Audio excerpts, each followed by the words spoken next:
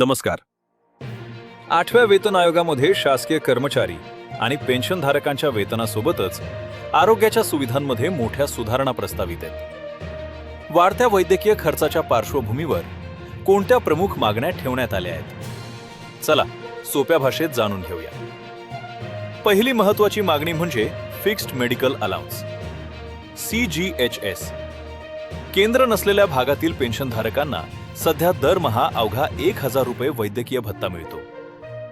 औषधांचं वाढते भाव लक्षात घेता हा भत्ता थेट 3,000 ते 5,000 रुपये प्रति महिना करण्याची जोरदार शिफारस करण्यात आली आहे. दुसरी मागणी म्हणजे CGHS योजनेचा विस्तार. टियर 2 आणि टियर 3 शहरांमधील जास्तीत जास्त नामांकित खासगी रुग्णालये CGHS पॅनलवर जोडली जावीत आणि आपत्कालीन परिस्थितीत कर्मचाऱ्यांना विनाअडथळा 100% कॅशलेस उपचार मिळावेत यावर भर दिला जाते.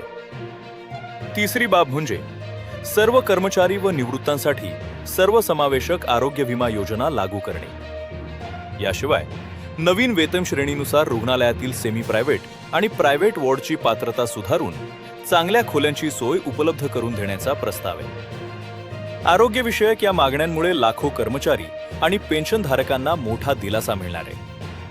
ही महत्त्वपूर्ण माहिती तुमच्या सर्व सहकाऱ्यांपर्यंत पोहोचवण्यासाठी व्हिडिओ नक्की शेअर करा आणि अपडेट्ससाठी सबस्क्राईब करा. धन्यवाद.